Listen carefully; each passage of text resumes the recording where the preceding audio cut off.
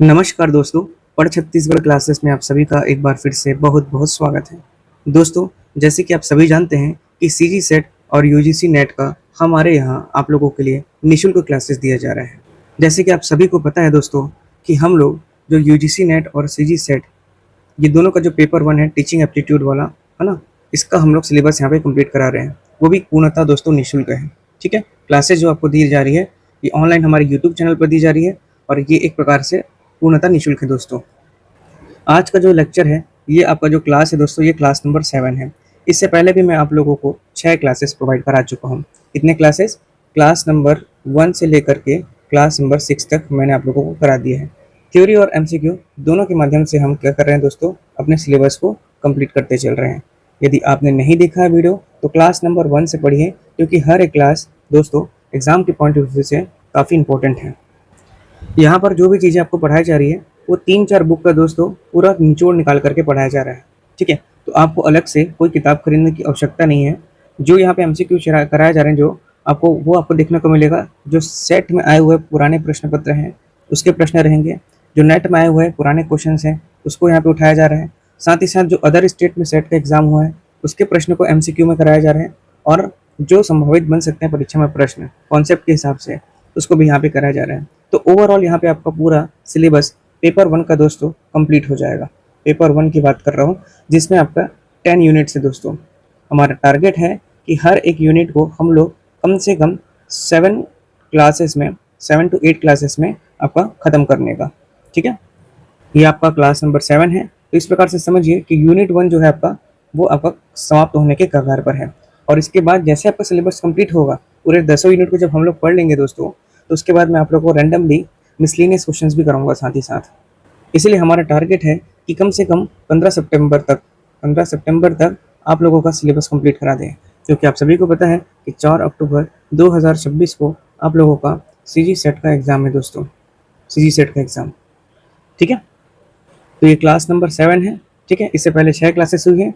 हाँ, देखिए, जिनको भी पीडीएफ चाहिए होगा, पीडीएफ नोट्स, है ना, हमारे जितने भी क्लासेस हुई हैं उसके पीडीएफ नोट्स यदि आप लोगों को चाहिए होगा तो आप लोग 8962530503 हमारा ऑफिशियल नंबर है, इसमें आप लोग व्हाट्सअप करके पीडीएफ को प्राप्त कर सकते हैं, पीडीएफ नोट्स को। ठीक है, इन पीडीएफ नोट्स में आपको थ्योरी भी दिया जाएगा, आपको एमसीक्यूज भी दिया जाएगा। एमसीक्यूज जो है प्लस पीवाईक्यू एक ही चीज़ है दोनों, है ना, क्योंकि मैं दोनों को मर्ज करके करा रहा हूँ। थ्योरी भी दिया जाएगा, एमसीक्यू भी दिया जाएगा, वन लाइनर भी दिया जाएगा। वन लाइनर जो है आपका सिलेबस अकॉर्डिंग रहेगा, सिलेबस वाइज रहेगा पूरा। ठीक है, और साथ ही साथ आपको 5 टेस्ट पेपर भी दिया जाएगा, 5 टेस्ट पेपर, जो कि परीक्षा के ठीक पहले दिया जाएगा। ये दोनों चीज़ों को लास्ट में दिया जाएगा दोस्तों, क्योंकि ये दोनों चीज़ें अभी बनाई जा रही है, कंस्ट्रक्शन है इसका चल रहा है। 5 टेस्ट पेपर आपका वैसे भी सिलेबस कंप्लीट होने के बाद हम लोग टेस्ट सीरीज लेंगे, उसमें आपको दिया जाएगा। किन लोगों को दिया जाएगा? जो लोग अभी 31 जुलाई 2026 तक, ये पीडीएफ का प्राइस है 399 रुपीज़ पे करेंगे उनको। जिन्होंने अभी तक खरीदा है उन लोगों को ये सारी चीज़ें दी जाएगी दोस्तों, जिन्होंने भी अभी तक ये परचेस कर लिया है। 1 तारीख के बाद अर्थात 1 अगस्त से, ठीक है, 1 अगस्त 2026 से इन पीडीएफ प्राइस का रेट 499 रुपीज़ होने वाला है। और यही चीज़ें, सारी चीज़ें आपको इसी प्राइस में मिलेंगी 499 में। अभी 31 जुलाई 2026 तक का आपको 399 में ये सारी चीज़ें दी जा रही हैं। तो यदि आप इंटरेस्टेड हैं पीडीएफ नोट्स लेने के लिए, तो आप लोग हमारे व्हाट्सएप नंबर 8962530503 पर मैसेज करके पीडीएफ बाय कर सकते हैं दोस्तों। ठीक है, सारी क्लासेस की आपको पीडीएफ यहाँ पे दी जाएगी। थ्योरी रहेगा जिसमें एमसीक्यू और पीवाईक्यू रहेगा, साथ ही साथ वन लाइनर रहेगा सिलेबस के लिए। ये सभी चीज़ें जो है ना दोस्तों, और ये 5 टेस्ट पेपर रहेगा। ये सारी चीज़ें जो आपको बता रहा हूँ, जो थ्योरी है, जो एमसीक्यू है, जो पीवाईक्यू है, जो वन लाइनर है, वो आपके एग्जाम के समय आपके रिवीजन में बहुत काम आने वाली है। क्योंकि हम लोग यहाँ पे 40-50 आपके सेशंस लेके आने वाले हैं। पूरे सिलेबस को हम लोग यहाँ पर लगभग 40 to 50 क्लासेस में ख़त्म करेंगे। तो आप लोग यदि अभी से पढ़ रहे हैं बहुत अच्छी बात है, पर अगर आप लोग रिवीजन करेंगे वीडियो के माध्यम से तो ये पॉसिबल नहीं है दोस्तों। क्योंकि 40-50 क्लासेस मतलब हर एक मेरा वीडियो देखेंगे आप 1 घंटे के अप्रॉक्सी चल रहा है, तो 50 घंटा आप एग्ज़ाम के पहले डायरेक्ट वीडियो लगा के नहीं देख सकते। तो बेटर ये ऑप्शन है, जो लोग, बहुत लोगों ने लिया है अभी तक का, है ना, तो पीडीएफ एक बेटर ऑप्शन है कि पीडीएफ लेकर के यदि आप प्रिंट निकाल लें तो और अच्छी बात। अदरवाइज पीडीएफ के माध्यम से आप लोग क्या कर सकते हैं, मल्टीपल टाइम रिवीजन कर सकते हैं, मल्टीपल टाइम रिवीजन। ठीक है, नोट्स बनाने की आपको आवश्यकता नहीं है, थ्योरी की ही नोट्स बनाने की जरूरत नहीं है, और ना ही आपको यहाँ पर एमसीक्यू की नोट्स बनाने की जरूरत है। डायरेक्ट नोट्स हम लोग आपको बनाया दे रहे हैं दोस्तों। ठीक है, इसीलिए एडिटर्स को, टाइपिस्ट को, जो पीडीएफ क्रिएट करते हैं, मैनेजमेंट टीम को एक न्यूनतम राशि देनी पड़ती है। तो इसलिए आप लोगों से अभी 399 रुपीज़ चार्ज किया जा रहा है। ध्यान रखेंगे 1 अगस्त से आपका ये 499 रुपीज़ हो जाएगा। ठीक है, और जिन लोगों को इंग्लिश में चाहिए तो वो इंग्लिश में भी पीडीएफ प्राप्त कर सकते हैं। उसका प्राइस दोस्तों 599 है, क्योंकि उसे अलग से बनाया जा रहा है। ठीक है, ध्यान रखेंगे कि पेपर 1 की यहाँ पे पूर्ण तैयारी कराई जा रही है। पेपर 1 का ही पूरा आपको नोट्स दिया जाएगा। किसकी मैं बात कर रहा हूँ, पेपर 1 की। पेपर 2 के लिए अभी काम किया जा रहा है, तो अभी मैं उसकी बात नहीं कर रहा हूँ, लेकिन पेपर 1 की पूर्ण तैयारी यहाँ पे करवाई जा रही है। उसके लिए आपको यहाँ पे पीडीएफ दिया जा रहा है only at the rupees 399 rupees. ठीक है, तो चलिए आज का सेशन फिर से शुरुआत करते हैं दोस्तों। पहला प्रश्न देखते हैं यहाँ पर हम लोग, व्यवहार संशोधन। पहला प्रश्न है आपका व्यवहार संशोधन, बिहेवियर मॉडिफिकेशन, अर्थात व्यवहार संशोधन की तकनीकों में टोकन इकोनॉमी, जो टोकन इकोनॉमी है इसका मूल आधार क्या होता है। दोस्तों यदि आप ये पहली बार मेरा वीडियो देख रहे होंगे तो याद रखिएगा कि क्लास नंबर 1 से पढ़ें, अदरवाइज बहुत सारी चीज़ें आपसे स्किप हो जाएंगी और आपको बहुत सारी चीज़ें इसमें समझ में नहीं आएंगी। इसलिए क्लास नंबर 1 से ज़रूर से पढ़िएगा, ताकि आपका थोड़ा कॉन्सेप्ट क्लियर रहे और आप प्रैक्टिस करते चलेंगे तब आपको यहाँ पर बनता भी चलेगा। ठीक है, क्योंकि ये थोड़ा सा आ गया है, हार्ड वाला सेशंस आ गए हैं। इससे पहले हमने ईजी भी देखा है, ईजी क्वेश्चंस भी किए हैं, मॉडरेट क्वेश्चंस भी किए हैं, और अब थोड़ा हम लोग पुट वाले प्रश्न जो कि टिपिकल, जो कि कॉम्प्लेक्स आजकल के पैटर्न पे आधारित है, उसको कर रहे हैं। पहले हमने कॉन्सेप्ट क्लियर किया, फिर सरल से हम लोग जटिल की ओर आगे बढ़े। ठीक है, तो व्यवहार संशोधन की बात कर रहा है, बिहेवियर मॉडिफिकेशन की तकनीकों में जो टोकन इकोनॉमी है, इसकी बात कर रहा है, टोकन इकोनॉमी की बात कर रहा है। इसका मूल आधार क्या होता है दोस्तों। ऑप्शन है छात्रों को नगद पैसा देना, ऑप्शन बी अनुशासनहीनता पर अधिक जुर्माना लगाना टोकन के माध्यम से, जिसमें टोकन इकोनॉमी की मूल आधार होता है। ऑप्शन बी बोल रहा है अनुशासनहीनता पर अधिक जुर्माना लगाना, जिसमें टोकन के माध्यम से टोकन इकोनॉमी ही मूल आधार होता है। ऑप्शन सी शेयर बाजार के बारे में पढ़ाना, या ऑप्शन डी वांछित व्यवहार प्रदर्शित करने पर छात्रों को सांकेतिक टोकन या अंक देना, जिन्हें बाद में वो अपनी पसंद के पुरस्कारों या विशेष अधिकारों से बदल सके, या क्रिया प्रसूत अनुबंधन के अंतर आता है जो। तो देखिए, जो आपका बात है व्यवहार संशोधन, बिहेवियर मॉडिफिकेशन की तकनीक, टोकन इकोनॉमी के नाम से ये मूल आधार किसने दिया था दोस्तों, आपका बीएफ स्किनर ने दिया था। देखिए यहाँ पर जो आपको क्वेश्चंस कराता हूँ ना, मैं इसी पर सिर्फ क्वेश्चंस कराने के लिए नहीं कराता हूँ, आपका साथ ही साथ यहाँ पर थ्योरेटिकल रूप में आपका क्या हो जाता है, कॉन्सेप्ट भी क्लियर कराते चलता हूँ। ठीक है, जरूरी नहीं कि थ्योरी क्लासेस में आपको एकदम से दूँ, हर क्वेश्चन को थ्योरी के माध्यम से नहीं पढ़ा जा सकता और हर क्वेश्चन को एमसीक्यू के माध्यम से भी नहीं पढ़ा जा सकता। दोनों ही अलग अलग चीज़ें हैं, लेकिन दोनों ही इंटर रिलेटेड हैं। इसलिए मैं यहाँ पर आपको एमसीक्यू में भी थ्योरी बताते चलता हूँ। ठीक है, तो यहाँ पर जो बोल रहे हैं कि व्यवहार संशोधन की जो तकनीक है, जो तकनीक के रूप में जो टोकन इकोनॉमी है ना, इसका मूल आधार जो है आपका बीएफ स्किनर ने दिया था। क्रिया प्रसूत अनुबंध, ऑपरेंट कंडीशन सिद्धांत और सकारात्मक पुनर्वलन ही इसका सही उत्तर है। ठीक है, पहला चीज तो। अब ये जो आपका इसका जो सिद्धांत है, मुख्य सिद्धांत क्या है ये बताता हूँ। जब कोई भी व्यक्ति कोई वांछित अर्थात आपको सकारात्मक व्यवहार करता है, ठीक है, तो उसे तुरंत एक क्या दिया जाता है, टोकन दिया जाता है। जैसे मान लीजिए आपने कुछ अच्छा काम किया तो सिक्का मिला, या आपको स्टार दे दिए, या पॉइंट दे दिए, या कुछ कूपन दे दिया, पैसे दे दिए मान लीजिए। तो बाद में जो आपका जो टोकन है, इस टोकन के बदले में व्यक्ति अपनी पसंद की जो वास्तविक वस्तु है, या पुरस्कार या सुविधाएं भी प्राप्त कर सकता है। ठीक है, तो इसलिए ऑप्शन नंबर आपका 4 सही होगा। वांछित व्यवहार प्रदर्शित करने वाले छात्रों को सांकेतिक टोकन या अंक देते हैं, जिन्हें बाद में वह अपनी पसंद से पुरस्कारों या विशेष अधिकारों से बदल सकते हैं। ठीक है, तो ऑप्शन नंबर क्या आ जाएगा, डी इसका सही है। पहला चीज तो बात किसकी हो रही थी, क्वेश्चन को पढ़ना बहुत जरूरी है, कम से कम 2 टाइम्स आपको क्वेश्चन पढ़ना है, उसके बाद ऑप्शन, पूरे ऑप्शन को भी पढ़ना जरूरी है। व्यवहार संशोधन की बात कर रहा है, बिहेवियर मॉडिफिकेशन की तकनीकों में, इस तकनीकों में बिहेवियर के मॉडिफिकेशन की तकनीकों में जो आपकी टोकन इकोनॉमी होती है, इसका मूल आधार क्या है बोला दोस्तों। तो ये जो टोकन इकोनॉमी है, ये वांछित व्यवहार प्रदर्शित करने पर जो छात्रों को जो सांकेतिक टोकन देते हैं, है ना, जो वांछित मतलब आपका डिजायरेबल हो गया, डिजायरेबल व्यवहार प्रदर्शित करने पर छात्रों को आपका सांकेतिक टोकन या अंक देना, जिन्हें बाद में वह अपनी पसंद के पुरस्कारों या विशेष अधिकारों से, है ना, बदल सके। ये आपका क्रिया प्रसूत अनुबंध के अंतर्गत आता है, और इसके प्रतिपादक कौन थे, ऑपरेंट कंडीशनिंग बोलते हैं इसे, बीएफ स्किनर थे, ऑपरेंट कंडीशनिंग। ठीक है, चलिए नेक्स्ट क्वेश्चन देखते हैं दोस्तों। यदि इतिहास का शिक्षक कक्षा में कालानुक्रमिक पद्धति के बजाय थीमेटिक जो होता है विषय आधारित होता है, थीमेटिक मतलब किसी थीम पर आधारित, किसी विषय पर आधारित पद्धति का उपयोग करता है, तो मुख्य रूप से अधिगम के किस सिद्धांत का पालन कर रहा है? यदि एक आपका इतिहास का टीचर, हिस्ट्री का टीचर है, शिक्षक कक्षा का कालानुक्रमिक पद्धति के बजाय, है ना, कालानुक्रमिक मतलब समझ रहे हैं, मतलब काल के अनुसार जो पद्धति है उसके बजाय वो आपका विषय आधारित पद्धति का उपयोग करता है, तो मुख्य रूप से अधिगम के किस सिद्धांत का वो पालन कर रहा है?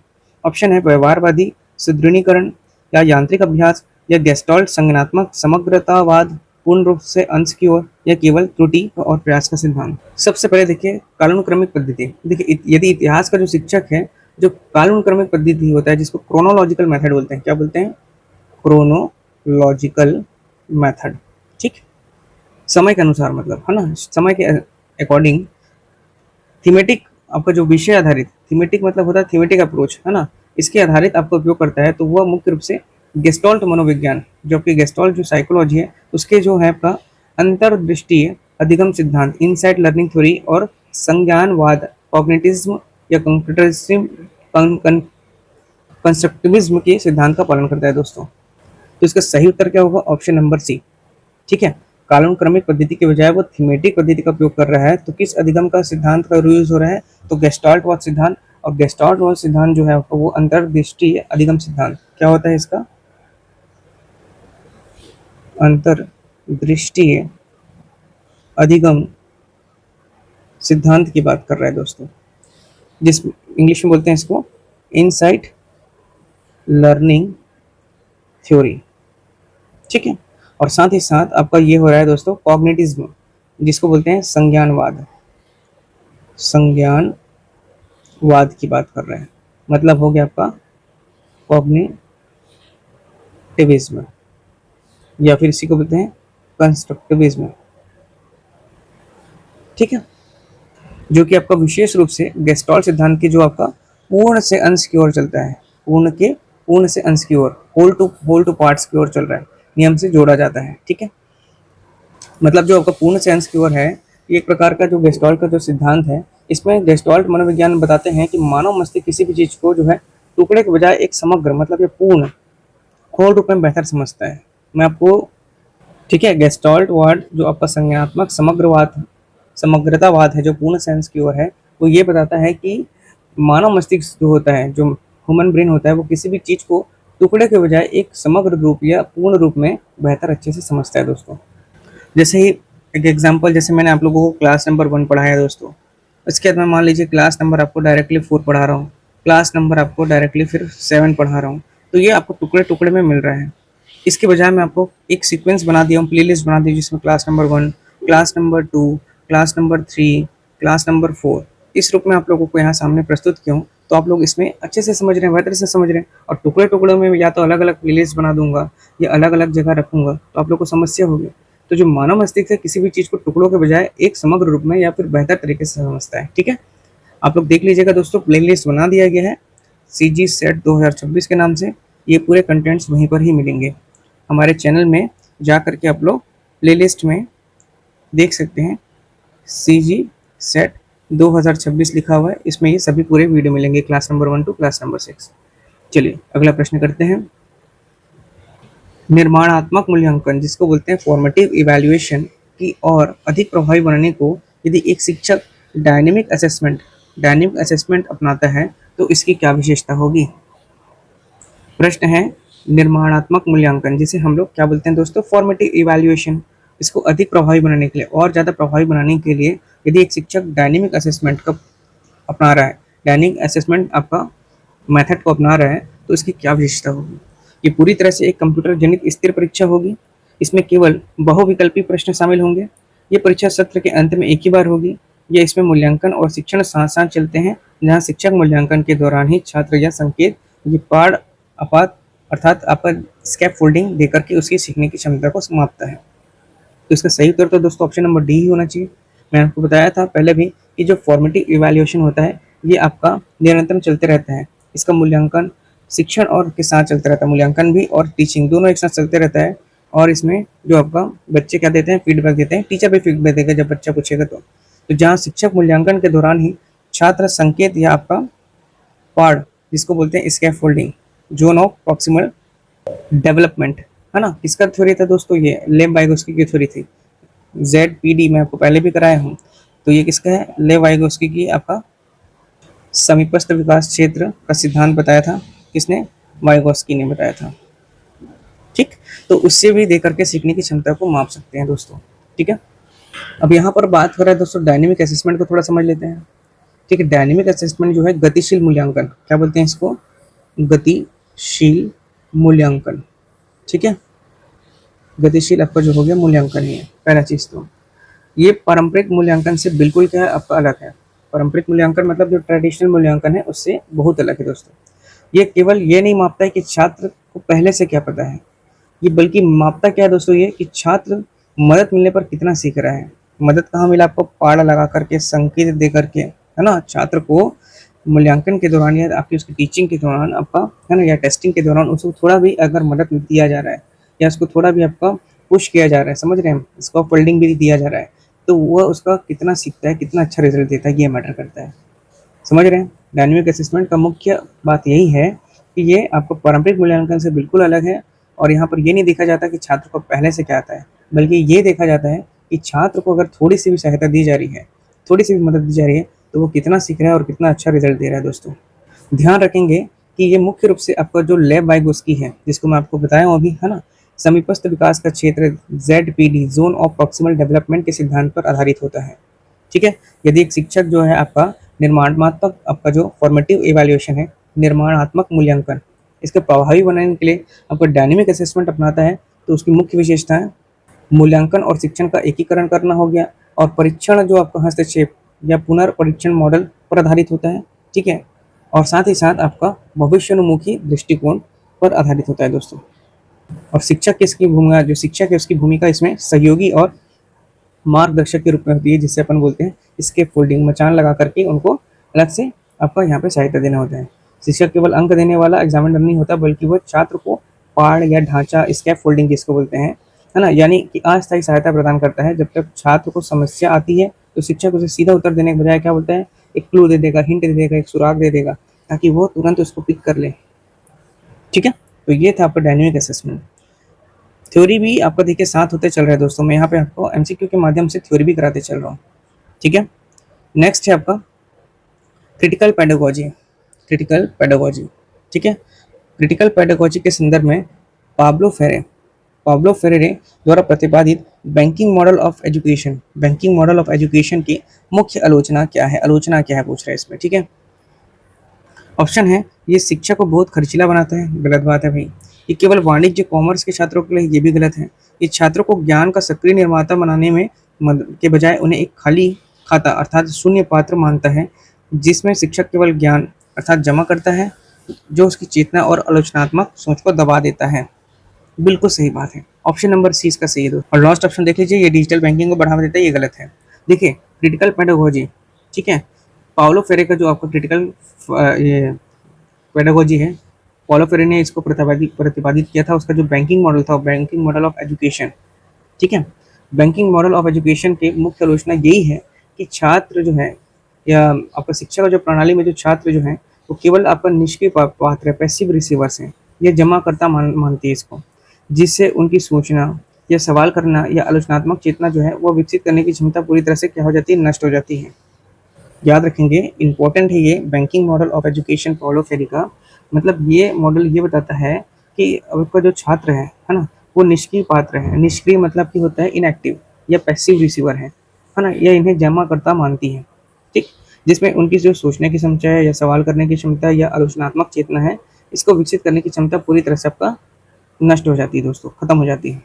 पाउलो फेरे के अनुसार जो आपका ये जो मॉडल है, इसमें आपका आदान प्रदान की प्रक्रिया नहीं होती, बल्कि उत्पीड़न, जिसको बोलते हैं ऑपरेशन, क्या बोलते हैं, ऑपरेशन। ठीक है, मतलब ऑपरेशन मीन्स हो गया आपका पीड़ा या आपका उत्पीड़न। ठीक है, उत्पीड़न और नियंत्रण का एक साधन बन जाता है दोस्तों। ठीक है, देखिए इसकी जो मुख्य आलोचनाएं हैं उसको हम लोग यहाँ पर समझते हैं। पहला तो ये कि छात्र को निष्क्रिय और निर्जीव समझना इसमें होता है, स्टूडेंट्स आर पैसिव ऑब्जेक्ट होते हैं। ठीक है, दूसरा चीज इसमें शिक्षक और छात्र के बीच पूर्ण असमानता होता है। मतलब आपका ये जो मॉडल है इसमें अब शिक्षक को सर्वज्ञानी, सब कुछ जानने वाला माना जाता है और छात्र अज्ञानी, कुछ नहीं जानने वाला माना जाता है। और उसी प्रकार जो निष्क्रिय निर्जीव बोल रहा हूँ उसका मतलब है कि छात्र को खाली बर्तन या आपके बैंक के खाते की तरह देखा जाता है। खाली बर्तन या आपका बैंक के खाते की तरह, जहाँ शिक्षक ज्ञानी रूप पैसा जमा करता है। टीचर को पूरा नॉलेज है, वही आपको बच्चे के ऊपर डालते जा रहा है। मतलब एक खाली खाता है, उसमें पैसा कौन भर रहा है? आपका टीचर हो गया। ठीक है। और साथ ही साथ इसमें देखा जाए बैंकिंग मॉडल छात्रों को मौजूदा सामाजिक व्यवस्था, नियम या आपका जो असमानता है उस पर सवाल उठाने से भी रोकता है दोस्तों, क्रॉस क्वेश्चन करने से रोकेगा। तो वास्तविकता में से ये कटी हुई शिक्षा एक प्रकार की है ना। इसमें शिक्षक जो ज्ञान देता है वो छात्रों के वास्तविक जीवन के अनुभव, उनकी संस्कृति या उनकी समस्याओं से बिल्कुल अलग होता है ये। ठीक है। अब इसका आपका देखेंगे असर क्या होता है। ज्ञान केवल शब्दों तक ही आपका देखा जाए तो वहीं तक रह जाता है, शब्दों तक ही कुलिंदा बनकर के रहेगा, जिससे छात्र के जो व्यवहारिक जीवन को सुधारने में कोई भी योगदान नहीं हो पाता। सामाजिक नियंत्रण और उत्पीड़न का साधन है ये। पेरे की सबसे बड़ी आलोचना है दोस्तों कि शासक वर्ग जो ऑपरेशर्स हैं इस मॉडल का उपयोग गरीब और जो शोषितों को वश में रखने के लिए करते हैं। शिक्षा शोषित को मुक्त करने के बजाय उन्हें अपनी स्थिति को अपनी किस्मत मानने पर मजबूर कर देती है। ठीक है। तो ये बैंकिंग मॉडल ऑफ एजुकेशन याद रखेंगे, पॉलो फेरी ने दिया था दोस्तों। आंसर है इसका, ये छात्रों को ज्ञान के सक्रिय निर्माता बनाने के बजाय उन्हें एक खाली खाता, शून्य पात्र, जिसमें शिक्षक केवल जमा करने वाला होता है और उनकी चेतना, उनकी आलोचनात्मक और सोच को दबा देती है। नेक्स्ट देखते हैं दोस्तों मानक संदर्भित, जिसको बोलते हैं मानक संदर्भित परीक्षण, नॉन रेफरेंस टेस्ट। इसका उपयोग छात्रों को विशिष्ट नैदानिक त्रुटियों और उनके उपचारात्मक शिक्षण को निर्धारित करने के लिए नहीं किया जाता।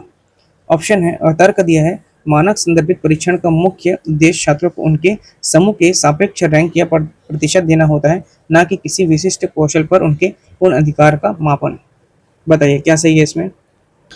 तर्क दिया हुआ है कि मानक संदर्भित परीक्षा अर्थात नॉर्म रेफरेंस टेस्ट का मुख्य उद्देश्य छात्रों और उनके समूह के सापेक्ष रैंक या प्रतिशत देना होता है, ना कि किसी विशिष्ट कौशल पर उनके पूर्ण अधिकार मास्टरी का मापन। ठीक है। इसमें देखिए पुट वाला प्रश्न है दोस्तों, नॉर्म रेफरेंस टेस्ट क्या होता है। देखिए समझिए, पहला चीज़ तो पहले भी बताया मैं आपको, लेकिन यहाँ पर थोड़ा कथन और कारण वाला है, तर्क वाला जो है प्रश्न। देखिए मानक संदर्भित जो परीक्षण होता है इसमें उपयोग जो होता है इसका बच्चों की जो कमियों को ढूंढने या सुधारने के लिए नहीं करते, इसके आपका जो क्राइटेरियन रेफरेंस टेस्ट होता है उसका उपयोग करते हैं बिल्कुल। तो इस प्रकार से आपका जो कथन है ये बिल्कुल ट्रू है दोस्तों, क्योंकि नॉर्म रेफरेंस टेस्ट किस लिए अपन करते हैं, तुलना करने के लिए करते हैं। अब यहाँ तर्क देखिए, मानक संदर्भित परीक्षा का मुख्य उद्देश्य छात्रों को उनके समूह के सापेक्ष रैंक या प्रतिशत देना होता है। अब प्रतिशत कैसे निकालेंगे, कंपेयर करके निकालेंगे। ठीक है, ना कि किसी विशिष्ट कौशल पर उनके पूर्ण अधिकार मास्टरी का मापन होना। बिल्कुल तर्क बिल्कुल सही है, तर्क और कथन दोनों सही है, और ए और आर दोनों सही होने के बाद आर ए की सही व्याख्या करता है। ऑप्शन नंबर ए इसका बिल्कुल सही होगा दोस्तों। नॉर्म रेफरेंस टेस्ट अपन किए जाते हैं जब किसी हम लोगों को जैसे कोई एग्जाम कंडक्ट कराए हैं, तो उसमें जो आपके टॉप से आपके जैसे सीजी सेट उसमें टॉप के 6% लोगों को ही लिया जाएगा। अभी 6% लोग कैसे डिसाइड होंगे, आपस में तुलना करके जो ज़्यादा बेहतर प्राप्त करेगा। तो नॉर्म रेफरेंस टेस्ट क्या कर रहा है दोस्तों, यहाँ पर एक मानक जो स्टैंडर्ड है उसको फिक्स कर दे रहा है और उसके अकॉर्डिंग आपकी चीज़ें हो रही हैं। जबकि आपके क्राइटेरियन रेफरेंस टेस्ट में आपका क्या किया जाता है, जो यहाँ पे विशिष्ट नैदानिक त्रुटियां करना है या उपचारात्मक शिक्षण के लिए अपन किसके क्या इस्तेमाल करेंगे, क्राइटेरियन रेफरेंस करेंगे। तो ए और आर दोनों सही, आर ए की सही व्याख्या करता है। चलिए अगला प्रश्न देखते हैं यहाँ पर हम लोग। उच्च शिक्षा में उपयोग होने वाला जो ओपन बुक एग्जामिनेशन होता है, ओपन बुक एग्जामिनेशन, इसका मुख्य वैचारिक उद्देश्य क्या है। उच्च शिक्षा में, हाँ, हायर एजुकेशन में जो आपका ओपन बुक एग्जाम होता है, मतलब बुक देख करके लिखना, इसमें इसका उद्देश्य क्या होता है। छात्रों को परीक्षा में नकल करने के लिए खुली छूट देना ताकि परिणाम 100% रहे, गलत बात है। केवल पुस्तकों की बिक्री बढ़ाना, ये भी गलत है। प्रश्न तैयार करने में शिक्षक का समय बचाना, ये भी गलत है। सूचनाओं को याद रखने या रटने के महत्व को कम करना, ठीक है, याद रखना या उसको रटने के महत्व कम करना। और छात्रों की जो उच्च स्तरीय संज्ञानात्मक क्षमता, जैसे उनके अनुप्रयोग जो हो गया, एप्लीकेशंस हो गए, विश्लेषण एनालिसिस हो गया, समालोचन मूल्यांकन जो क्रिटिकल उसके इवैल्यूएशंस हो गए, इसकी जांच करना होता है दोस्तों। ऑप्शन नंबर आपका डी सही होगा। ठीक है। अरे भाई, जो आपका ओपन बुक एग्जामिनेशन का मुख्य वैचारिक उद्देश्य यही है कि छात्रों को रटने की क्षमता जो है उसको खत्म करना और उनके जो उच्च स्तरीय संज्ञानात्मक कौशल का मूल्यांकन करना, high order of cognitive skills का उनको क्या करना, मूल्यांकन करना। अभी जो एनईपी 2020 में इसको भी इम्प्लीमेंट करने की बात की गई है दोस्तों, ओपन बुक सिस्टम। धीरे से इसको आपको पूरे तरीके से लागू कर दिया जाएगा कि बच्चे अब किताब खोल करके लिखेंगे। अब इससे क्या है दोस्तों कि इनका जो है अभी का जो रोड लर्निंग वाला जो सिस्टम है, जो रटते हैं है ना, काफ़ी बच्चों को आपने देखा होगा चीज़ों को समझते नहीं है, रटते हैं। तो वो चीज़ें आपकी हट जाएंगी अगर आप देख के लिखेंगे तो। लेकिन इससे एक फ़ायदा ये होगा कि जो आपका उच्च स्तरीय जो संज्ञानात्मक कौशल है, हायर ऑर्डर जो कॉग्निटिव स्किल है, उसका एक मूल्यांकन किया जा सकता है। ठीक है।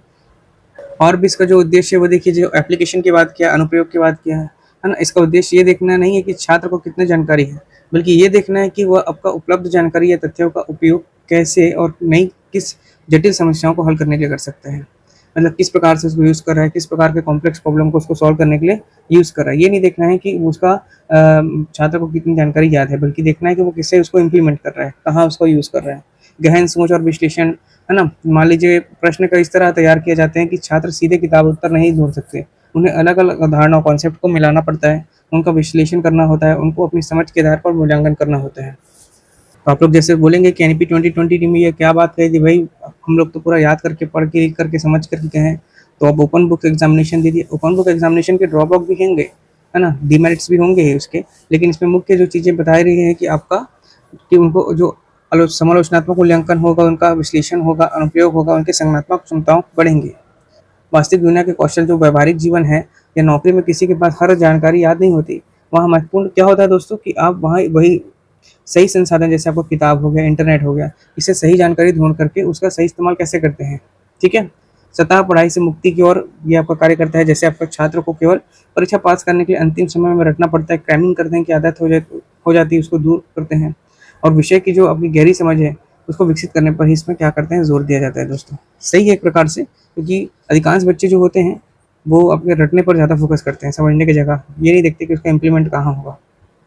क्योंकि इम्प्लीमेंट करते हैं ना, तो अभी क्या है दोस्तों, जैसे कि विदेशों में ना ओपन बुक सिस्टम ही चलता है। जैसे अमेरिका वगैरह हो गया, वहाँ पे किताब खोल के ही लिखते हैं। और लेकिन वो लोग बहुत प्रैक्टिकल होते हैं। वो लोग ये चीज़ देखते हैं कि ये चीज़ कहाँ पे लागू होगी, कैसे इसका इस्तेमाल करेंगे। ये नहीं कि इसको दिमाग में बैठा के रखना है, याद करके रखना है। बल्कि हमारे जो शिक्षा पद्धति है इंडियन एजुकेशन सिस्टम में, ऐसा सिस्टम था कि आपको याद करके आना है, इतना प्रेशर देना है, एक बार नहीं, चलो दो बार एग्जाम दे दो, लेकिन याद करके आओ, चीटिंग नहीं करना है। तो अलग अलग चीज़ें हैं। लेकिन बेटर ये है कि ओपन बुक सिस्टम का ये है कि प्रैक्टिकलिटी में कैसे आपका उसको यूज़ कर रहे हैं लोग। सिर्फ रट करके पास होना ये गलत है, समझना उसको बहुत ज़रूरी है। ठीक है। नेक्स्ट है आपका सिमुलेटेड टीचिंग। सिमुलेटेड टीचिंग, है ना? सिमुलेटेड टीचिंग और माइक्रो टीचिंग में मुख्य तकनीकी का अंतर क्या होता है? सिमुलेटेड टीचिंग और माइक्रो टीचिंग में मुख्य तकनीकी अंतर क्या होता है दोस्तों? ऑप्शन है, माइक्रो टीचिंग वास्तविक छात्रों के साथ होती है, जबकि सिमुलेटेड टीचिंग में सहकर्मी ही छात्रों की भूमिका निभाते हैं। ऑप्शन बी, सिमुलेटेड टीचिंग केवल ऑनलाइन होती है। ऑप्शन सी, दोनों में कोई अंतर नहीं है।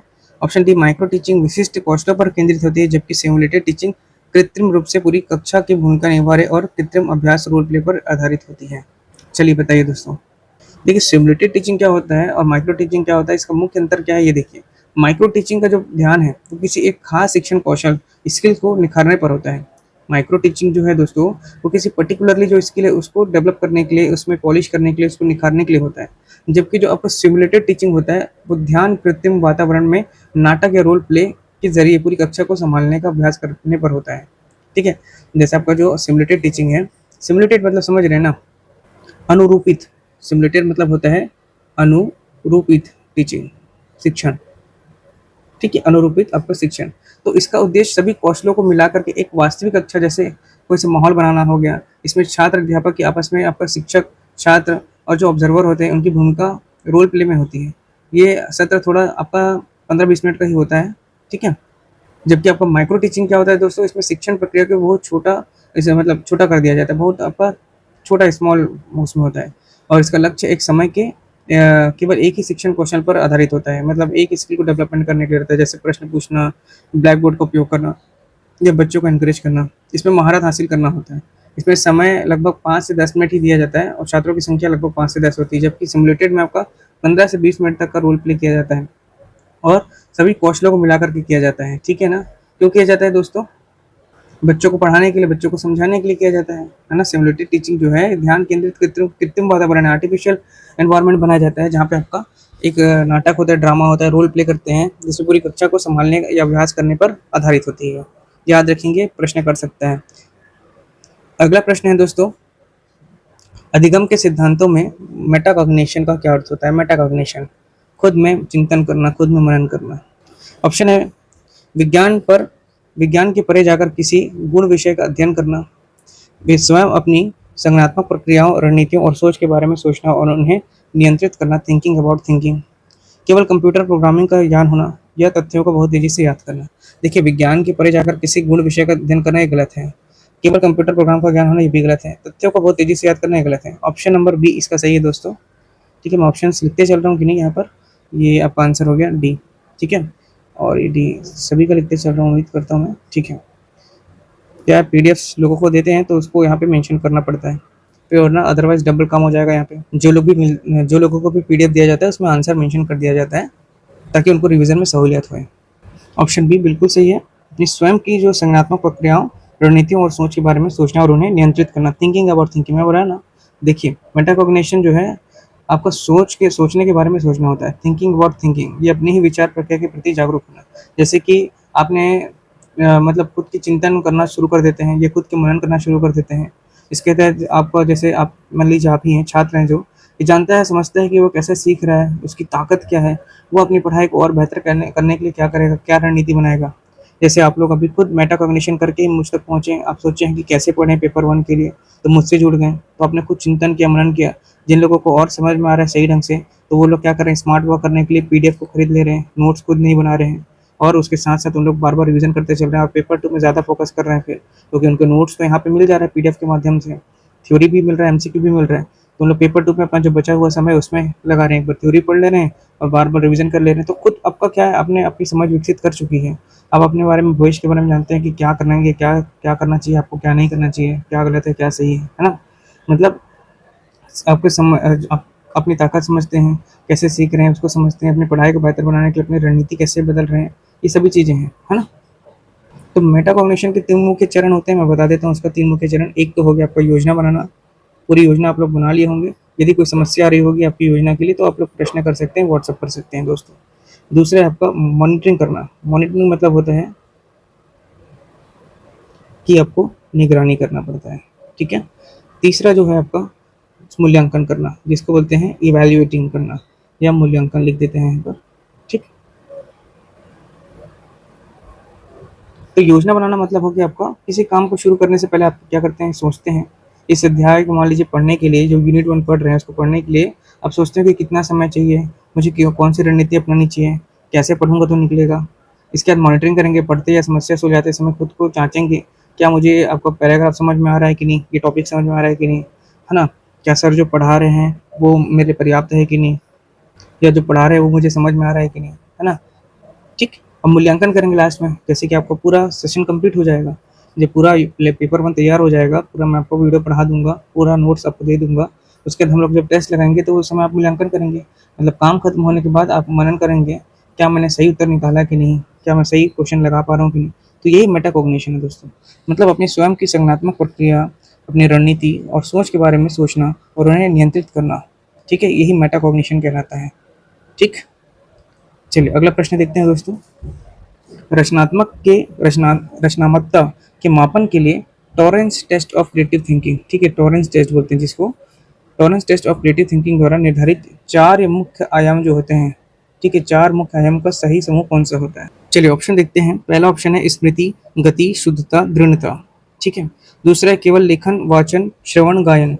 तीसरा है ध्यान, अवबोध, अनुप्रयोग, तर्क। या चौथा है प्रवाह, फ्लुएंसी, लचीलापन, फ्लेक्सिबिलिटी। ऑप्शन 3 मतलब मौलिकता, ओरिजिनलिटी एंड विस्तारण, इलेबोरेशन। सही उत्तर इसका यही है दोस्तों, ऑप्शन नंबर डी, ठीक है। Torrance test of creative thinking important है ना दोस्तों, मैं आपको जितने प्रश्न करा रहा हूँ ना परीक्षा के पॉइंट ऑफ व्यू से काफ़ी इंपॉर्टेंट है, ठीक है, तो ज़रूर से ध्यान रखिएगा सभी चीज़ों का। Torrance test of creative thinking TTCT बोलते हैं जिसको, क्या बोलते हैं आपका, TTCT, ठीक है, Torrance test of creative thinking, Torrance test of creative thinking, है ना। इसके मापने के 4 मुख्य आयाम हैं, ठीक है, 4 मुख्य आयाम मतलब 4 इसके क्या है, डायमेंशन है दोस्तों। कौन कौन से डायमेंशन हैं देखिए, फ्लुएंसी है एक, ठीक है। दूसरा है आपका फ्लेक्सिबिलिटी है, फ्लेक्सिबिलिटी। तीसरा है आपका ओरिजिनलिटी, और चौथा है आपका इलेबोरेशन, मतलब कि आपका विस्तारण, ठीक। इसके प्रतिपादक कौन थे, आपके टॉरेंस जी थे, ई पॉल टॉरेंस जी। इन्होंने इसको प्रतिपादित करके 4 आयाम बताए थे, सरल अर्थ में सिखाया था। पहला तो आपको फ्लुएंसी बताया, प्रवाह, किसी समस्या या विचार पर बहुत कम समय में अधिक से अधिक संख्या में विचार या उत्तर उसका सही उत्तर देना, ठीक है। जैसे आपका एक ही प्रश्न के अन्य अन्य कभी कभी अर्थ निकल के आते हैं, अन्य अन्य उत्तर निकल के आते हैं। लचीलापन की बात किया जाए दोस्तों, तो लचीलापन विचारों में विविधता होनी चाहिए। एक ही आपका ढर्रे पर ना सोच करके अलग अलग जो आपका कैटेगरी है, अलग अलग फैक्टर्स हैं, उस पर आपका सोच होना चाहिए, दृष्टिकोण अलग अलग होना चाहिए। तीसरा जो आपका मौलिकता बोलते हैं जिसको, ये मौलिकता हो गया आपका क्या है, ओरिजिनलिटी। मतलब ऐसे विचार उत्पन्न करना जो बिल्कुल अनोखे होते हैं, अनूठे होते हैं या यूनिक होते हैं, जो किसी और को ना, जिसे किसी और को ना आए, जो किसी और के दिमाग में ना आए, ना सोचे वो। इलाबोरेशन मतलब विस्तार, किसी बुनियादी या आपका साधारण विचार में विस्तृत जो विवरण है उसको जोड़ करके उसे अधिक आकर्षक बना सकते हैं, सुंदर या समझने योग्य बनाना। यही चीज़ आपका क्या हो गया, चार आयाम है आपके Torrance test of creative thinking. ठीक है, चलिए अगला प्रश्न देखते हैं दोस्तों। शारीरिक और संवेगात्मक सुरक्षा के अभाव, शारीरिक और संवेगात्मक सुरक्षा के अभाव में शिक्षार्थी का संज्ञानात्मक विकास बाधित होता है। ये कथन मैस्लो के आवश्यकता पदानुक्रम में किस स्तर पर समर्थन करता है? इंपॉर्टेंट है ये भी। प्रश्न है, शारीरिक और संवेगात्मक सुरक्षा के अभाव में शिक्षार्थी का संज्ञानात्मक विकास बाधित होता है। ये कथन मैस्लो की आवश्यकता पदानुक्रम में किस स्तर पर समर्थन करता है? ऑप्शन है, सुरक्षा और शारीरिक आवश्यकताओं की पूर्ति उच्च स्तरीय बौद्धिक और संज्ञानात्मक विकास के लिए एक आवश्यक पूर्व शर्त है। ऑप्शन बी, आत्म वास्तविकरण की आवश्यकता। ऑप्शन सी, केवल सामाजिक सम्मान की आवश्यकता। या ऑप्शन डी, सौंदर्य बोध की आवश्यकता। इसका सही उत्तर है दोस्तों ऑप्शन नंबर ए, सुरक्षा और शारीरिक आवश्यकताओं की पूर्ति उच्च स्तरीय बौद्धिक और संज्ञानात्मक विकास के लिए एक आवश्यक पूर्व शर्त है। देखिए, जो आपके अब्राहम मैस्लो, क्या नाम है इनका पूरा, अब्राहम मैस्लो। ठीक है, अब्राहम मैस्लो ने मतलब जो आवश्यकता पदानुक्रम, जिसको नीड हायरार्की थ्योरी बोलते हैं, क्या बोलते हैं इसको, need hierarchy theory. Need hierarchy theory में आपका जो सेकंड लेवल हो जाता है, जो द्वितीय स्तर है, उसमें मतलब उसमें आपको बताया गया सुरक्षा की आवश्यकता बताया गया है, उसी पर आपका उन्होंने समर्थन दिया है, उसी पर उन्होंने जोर फोकस किया है। मैस्लो के सिद्धांत के अनुसार जब तक बच्चे की जो आपकी बुनियादी आवश्यकताएं पूरी नहीं होती, वो उच्च स्तरीय विकास जैसे कि उसका संज्ञानात्मक विकास का या आपका जो शिक्षा है उसकी ओर आगे नहीं बढ़ सकता वो। इसलिए ऑप्शन नंबर आपका ए सही है। सुरक्षा की आवश्यकता, डर और चिंता से मुक्ति। मैस्लो के अनुसार यदि कोई शिक्षार्थी शारीरिक रूप से, जैसे स्कूल में मारपीट या आपका घरेलू हिंसा या असुरक्षित माहौल, या आपका संज्ञानात्मक रूप से, संज्ञानात्मक मतलब जैसे शिक्षक को अत्यधिक डर हो गया, या मानसिक तनाव या अकेलापन हो गया, असुरक्षित महसूस करता है, तो उसका जो पूरा ध्यान केवल खुद को बचाने, सर्वाइवल पर लगा रहता है। इसमें इसका संज्ञानात्मक आपको रुकावट आ जाएगा। जब मस्तिष्क लगातार भय या आपका सुरक्षा की स्थिति में रहता है, तो वो सीखने के तर्क करने या ध्यान केंद्रित करने के लिए तैयार नहीं हो पाता है। इसलिए सुरक्षा के अभाव में संज्ञानात्मक विकास पूरी तरह से क्या हो जाएगा, बाधित हो जाएगा, रुक जाएगा। ठीक है, इसलिए ऑप्शन नंबर ए सही होगा। अब मैं बता देता हूँ मैस्लो के जो 5 स्तर हैं, मैस्लो के 5 जो स्तर है उसको भी आप लोगों को यहाँ पर बता देता हूँ दोस्तों। पहला जो स्तर है उसको याद रखेंगे, शारीरिक अवस्था। ठीक है, शारीरिक आवश्यकता। ठीक है, शारीरिक आवश्यकता है। दूसरा जो है दोस्तों वह है आपका है सुरक्षा की आवश्यकता। सुरक्षा की आवश्यकता, जो ये प्रश्न में किया था बता रहा है, सुरक्षा की आवश्यकता। ठीक है, तीसरा जो है आपका वह है आपका संबंधता और प्रेम की आवश्यकता। ठीक है, संबंधता एवं प्रेम की आवश्यकता। चौथा जो है आपका वह है आपका सम्मान की आवश्यकता। सम्मान की आवश्यकता। ठीक है, और जो पांचवा जो लास्ट है वह आत्म वास्तविकरण, जिसको बोलते हैं सेल्फ एक्चुअलाइजेशन। Self actualisation. ठीक है, आत्म वास्तवी आत्म वास्तवी ठीक है किरण, आत्म वास्तविकरण। ठीक है, ये 5 जो है आपका जो स्तर बताया था मोस्ले ने। ठीक है, तो ये था आपका जो मैस्लो का जो 5 सिद्धांत है ना, स्पष्ट ये कर रहा है कि शिक्षा का या संज्ञानात्मक विकास तभी प्रभावी हो सकता है जब विद्यालय और परिवार शिक्षार्थी एक सुरक्षित वातावरण प्रदान करे।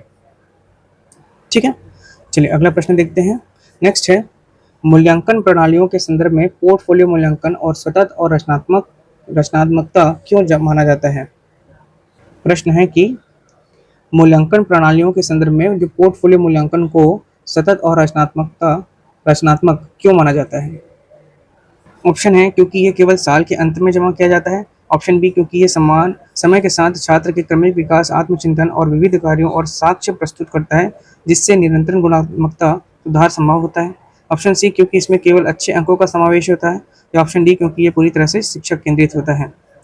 इसका सही उत्तर है दोस्तों ऑप्शन नंबर बी, क्योंकि ये समय के साथ छात्र के क्रमिक विकास करता है, आत्मचिंतन करता है और विविध जो कार्य हैं उसको साक्ष्य प्रस्तुत करता है, जिससे उनके निरंतर गुणात्मक सुधार संभव हो पाता है।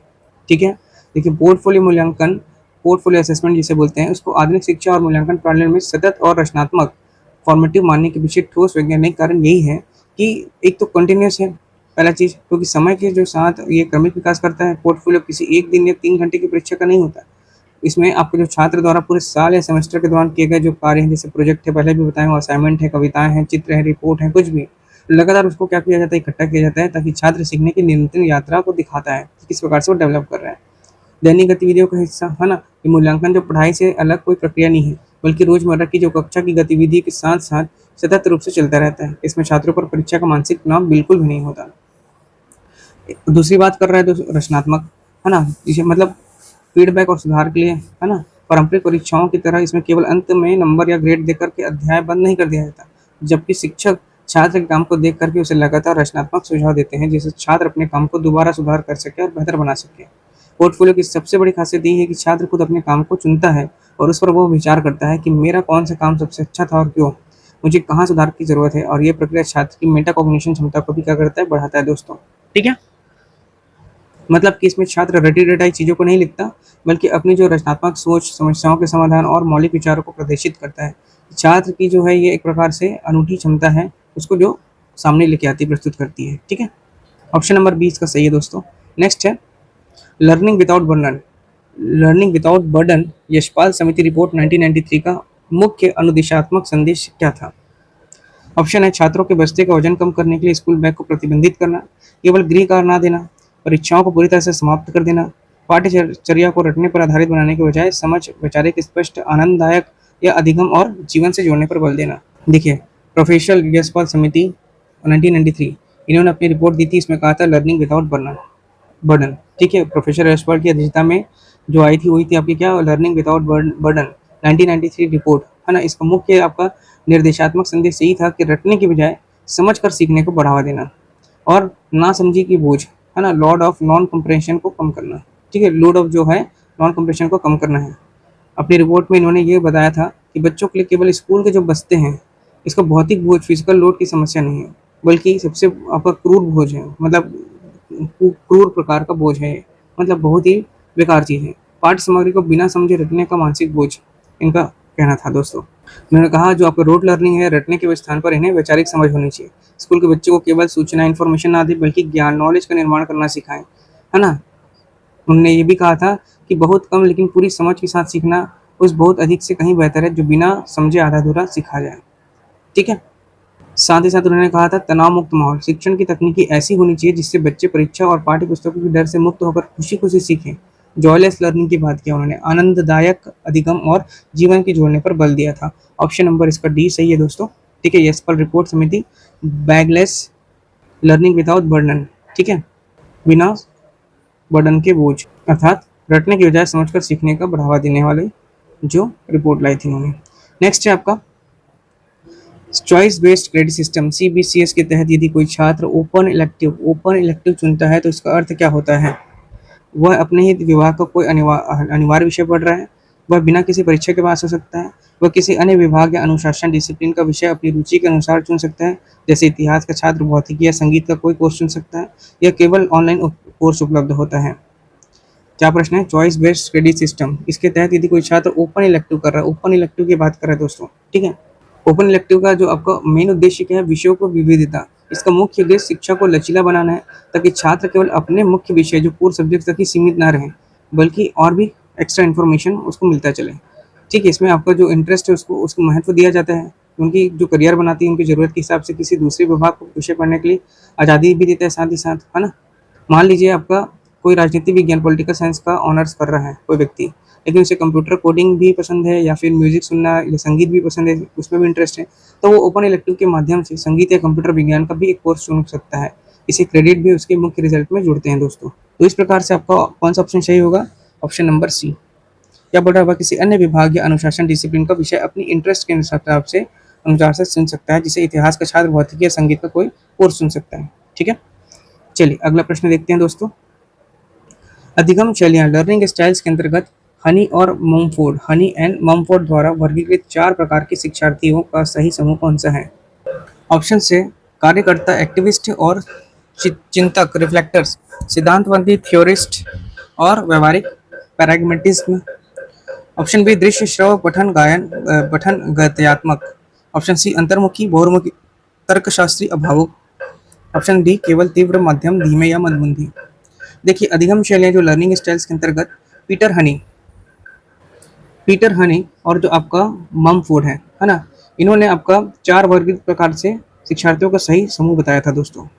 4 प्रकार के वर्ग बताया था। एक तो हो गया जो आपका सबसे पहले है वो है एक्टिविस्ट, दूसरा है आपका रिफ्लेक्टर्स चिंतक, तीसरा सिद्धांतवादी थ्योरिस्ट और चौथा है आपका व्यवहारवादी पैराग्मेटिस्ट। ठीक है, इंपॉर्टेंट है, परीक्षा में हमेशा ये आपका इंग्लिश वर्ड ही दिया जाता है, एक्टिविस्ट, रिफ्लेक्टर्स, थ्योरिस्ट और पैराग्मेटिस्ट। इसको ध्यान रखेंगे। ठीक है, सक्रियतावादी एक्टिविस्ट ये शिक्षार्थी व्यवहारिक तौर पर आपके करके सीखने, हैंड ऑन एक्सपीरियंस में विश्वास रखते हैं। इन्हें नई चुनौतियों का सामना करना और तुरंत मतलब काम में आपका जो कुछ लोग कूदने के लिए रेडी रहते हैं ना, है ना, वो है। ऐसे लोग व्याख्यान सुनने के बजाय गतिविधियों में आपका सक्रिय भागीदारी लेते हैं दोस्तों। चिंतनशील या फिर चिंतक लिखा हुआ है जो रिफ्लेक्टर्स है, जो ये किसी भी काम को करने से पहले अच्छी तरह क्या करते हैं, सोचते हैं, समझते हैं और अवलोकन करते हैं, ऑब्जर्व करते हैं। वे विभिन्न दृष्टिकोणों से डेटा और जानकारी इकट्ठा करते हैं और जल्दीबाजी में कोई निर्णय नहीं लेते हैं। तीसरे जो होते हैं सैद्धांतिक होते हैं, थ्योरिस्ट होते हैं, ये शिक्षार्थी तर्क सिद्धांत मॉडल्स और आपका जो तार्किक जो प्रणाली होती है ना, उसको पसंद करते हैं। किसी भी समस्या को व्यवस्थित और वैज्ञानिक तरीके से समझने की कोशिश करते हैं, कौन, आपके थ्योरिस्ट लोग। और चौथे जो होते हैं व्यवहारिक जो होते हैं पैराग्मेटिस्ट, ये नए विचारों, सिद्धांतों और तकनीकों को वास्तविक जो दुनिया है उसमें लागू करके देखना चाहते हैं, प्रैक्टिकल एप्लीकेशन करते हैं, प्रैक्टिकल आपका अप्लाई करेंगे प्रैग्मेटिज्म लोग। मुख्य रूप से इस बात पर ध्यान केंद्रित करते हैं कि क्या यह विचार वास्तव में काम करेगा। ठीक, तो ये आपका हो गया हनी और ममफोर्ड का 4 प्रकार के जो शिक्षार्थियों का सही समूह। ठीक, ऑप्शन नंबर ए। चलिए क्वेश्चन नंबर 15 देखते हैं दोस्तों। कंप्यूटर आधारित परीक्षा में रेंडमाइजेशन तकनीक का क्या लाभ होता है? ऑप्शन है परीक्षा के समय को कम करना, गलत बात। केवल कंप्यूटर की बिजली बचाना, और गलत बात। सभी छात्रों को फेल करना, ये गलत है। प्रत्येक छात्र के कंप्यूटर स्क्रीन पर प्रश्नों और उनके विकल्पों को क्रम में पूरी तरह से बदलते रहना या बदल देना, जिससे नकल या चीटिंग की संभावनाएं समाप्त हो जाए, यही आपका रेंडमाइजेशन कहलाता है। रैंडम आना, अलग अलग प्रश्न आएगा, अलग अलग ऑप्शंस का ऊपर नीचे हो जाता है। आपने सीबीटी दिया होगा, computer based test online exam, कभी रेलवे बैंक वगैरह का, उसमें देखिएगा कभी मैथ्स का क्वेश्चन आएगा, तो कभी जीएस का पूछेगा, तो कभी करंट अफेयर का पूछेगा, तो कभी हिंदी का प्रश्न आएगा। तो इस प्रकार की चीज़ें बदलते रहते हैं, कभी रीजनिंग के प्रश्न आएंगे, कभी इतना लंबा प्रश्न आ जाएगा। तो ऑप्शन नंबर डी, ये रेंडमाइजेशन यही चीज़ है दोस्तों। नकल को पूरी तरह से रोकता है, ये आपका परीक्षा को निष्पक्षता और विश्वसनीयता बनाए रखने के लिए काम आता है, और डेटा लीक और सुरक्षा में ये क्या करता है, मददगार भी करता है। ठीक है, चलिए अगला प्रश्न देखते हैं। ब्लूम के भावात्मक क्षेत्र, the affective domain of Bloom, इसके अंतर्गत चरित्रीकरण कैरेक्टराइजेशन का स्तर छात्र पर का व्यवहार कैसा रहता है? ठीक है, कैरेक्टराइजेशन के स्तर पर छात्र का व्यवहार कैसा होता है? ऑप्शन ए केवल निर्देशों का सुनता है। ऑप्शन बी वह दूसरों की आलोचना करता है, गलत बात है। सिर्फ निर्देशन को चुनेगा, ये सही नहीं है। वह दूसरों की आलोचना करेगा, ये भी गलत है। वह केवल परीक्षा में अच्छे अंक लाने के लिए अभिनय करता है, ये भी गलत है। मूल या दृष्टिकोण उसके व्यक्तित्व या एक स्थायी हिस्सा बन जाता है, जो उसे उसके संपूर्ण जीवन दर्शन या व्यवहार को नियंत्रित करता है। इसलिए ऑप्शन नंबर ये आपका डी सही होगा। ठीक है, ऑप्शन नंबर डी सही है दोस्तों। ब्लूम का जो भावात्मक क्षेत्र अफेक्टिव डोमेन है, उसके अंतर्गत चरित्रीकरण का जो स्वाभाविकरण है, कैरेक्टराइजेशन इंटरनलाइजेशन है, इसका स्तर क्षेत्र यह सर्वोच्च हाईएस्ट और सबसे जटिल स्तर होता है। कौन सा आपका चरित्रीकरण, ये आपका 5वां स्तर होता है दोस्तों, हाईएस्ट स्तर होता है ये चीज़। और इसमें छात्र का जो व्यवहार है पूरी तरह से उसके आत्मसात किए गए जो मूल्य हैं, इंटरलाइज वैल्यूज है, उसके द्वारा नियंत्रित और संचालित होता है। जब वह मूल्य छात्र की पहचान या उसके चरित्र का अमूल्य हिस्सा बन चुके होते हैं, उस समय काम होता है दोस्तों। चरित्रकरण जो आपका कैरेक्टराइजेशन है, चरित्रीकरण है ना, छात्र के व्यवहार का कुछ विशेषता है, मैं उसको बता देता हूँ। पहला चीज़ तो व्यवहार में निरंतरता और पूर्वानुमेयता होता है दोस्तों, जैसे कि आपका कंसिस्टेंट एंड प्रेडिक्टेबल होता है बिहेवियर उसका। दूसरा आपका जो है वो आत्मनिर्भरता और दृढ़ विश्वास भी होगा, इसका सेल्फ रिलायंस होगा। व्यवहारिक उदाहरण भी स्टूडेंट्स एक्शंस के। ठीक है, तो ये सभी चरित्रीकरण वाले स्टेप में आ जाता है दोस्तों, याद रखेंगे ब्लूम के भावनात्मक क्षेत्र। नेक्स्ट है आपका सहकारी अधिगम कोऑपरेटिव लर्निंग। ठीक है, सहकारी अधिगम कोऑपरेटिव लर्निंग के संदर्भ में सकारात्मक अंतर्निर्भरता पॉजिटिव इंटरडिपेंडेंस का अर्थ क्या होता है। पहला ऑप्शन है छात्र पूरी तरह शिक्षक पर निर्भर होता है, गलत बात। छात्रों का एक दूसरे से कोई संबंध नहीं होता, ये तो और गलत बात है। समूह का प्रत्येक सदस्य एक ये समझता है कि उसकी व्यक्तिगत सफलता समूह के अन्य सदस्यों की सफलता से जुड़ी है। हम एक साथ तैरेंगे तैरेंगे और एक साथ डूबेंगे, एकदम सही बात है। कोऑपरेटिव कोऑपरेटिव लर्निंग मतलब क्या, सहकारी अधिगम। इसके संदर्भ में सकारात्मक आत्मनिर्भरता की बात करा गया है, मतलब पॉजिटिव इंटरडिपेंडेंस का बात किया गया दोस्तों। केवल एक ही छात्र पूरा काम करेगा, ये गलत है। ऑप्शन नंबर आपका सी बिल्कुल सही है। देखिए आपका जो सहकारी अधिगम है उसके संदर्भ में आपका सकारात्मक आत्मनिर्भरता या अंतर्निर्भरता लिखा है, सॉरी अंतर्निर्भरता पॉजिटिव इंटरडिपेंडेंस का सरल और सीधा अर्थ है समूह के सभी सदस्यों का एक दूसरे से इस प्रकार जुड़ना कि एक ही सफलता दूसरे की सफलता पर निर्भर हो। जैसे कि मेरे पढ़ाए हुए से आप लोग यदि सफल हो जाते हैं दोस्तों, आप लोगों का सीजी सेट निकल जाता है, मतलब कि आप सफल मैं भी सफल, मतलब मेरा पढ़ाया हुआ सार्थक हुआ। एक प्रकार से हम लोग ग्रुप में जुड़े हुए हैं, मैं पढ़ा रहा हूँ, भले एक मार्गदर्शक हूँ, यहाँ पे शिक्षक हूँ, लेकिन एक आप लोगों का वेल विशर भी हूँ। यदि आप लोगों का एग्ज़ाम क्रैक होता है मेरे पढ़ाए हुए माध्यम से, पेपर वन अच्छा जाता है, तो मुझे बहुत खुशी होगी, मैं भी सफल ही हूँ एक प्रकार से। ठीक है, तो आपको पॉजिटिव इंटरडिपेंडेंस का मतलब सीधा अर्थ ये है कि समूह के सभी सदस्यों को एक दूसरे से इस प्रकार का जुड़े रहना कि एक की सफलता दूसरे की सफलता पर निर्भर होता है ना। मतलब एक सब के लिए और सब एक के लिए। वी सिंक और स्विम टुगेदर, मतलब कि हम साथ में तैरेंगे और साथ में डूबेंगे भी। ठीक है, मतलब साथ में आपका तैरेंगे भी डूबेंगे भी, ऐसी भावना आती है। साथ में सफल होंगे या फिर साथ में विफल होंगे, साथ में पास करेंगे साथ में फेल होंगे। ठीक है, तो इसमें समूह का कोई भी छात्र तब तक सफल नहीं माना जा सकता जब तक कि समूह के बाकी सदस्य सफल ना हो जाए। ठीक है, तो ऑप्शन नंबर यहाँ पे सी सही है दोस्तों।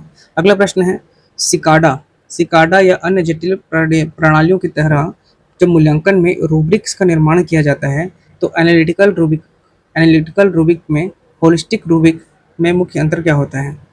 ठीक है, अब ये सिकाडा क्या है, तो ये कोई साइंटिस्ट का नाम नहीं है दोस्तों। सिकाडा जो है एक प्रकार का जटिल, जो अभी आधुनिक तकनीकी चल रही है उस पर आई एक प्रणाली जो है एआई बोलते हैं, जिसको आर्टिफिशियल इंटेलिजेंस प्रणाली पर एक जटिल शैक्षणिक मूल्यांकन है या एक समस्या है बोल सकते हैं, है ना। तो जटिल प्रणालियों की तरह जब मूल्यांकन में रूब्रिक्स का निर्माण होता है तो एनालिटिकल रूबिक और होलिस्टिक रूबिक, इनमें अंतर क्या होता है पूछ रहे हैं। ठीक, ऑप्शन है होलिस्टिक रूबिक बहुत लंबा होता है, दोनों में कोई अंतर नहीं होता। देखिए बहुत लंबा नहीं होता, दोनों में कोई अंतर नहीं होता, अंतर बिल्कुल होता है। एनालिटिकल रूबिक केवल ऑफलाइन उपयोग होता है, गलत बात।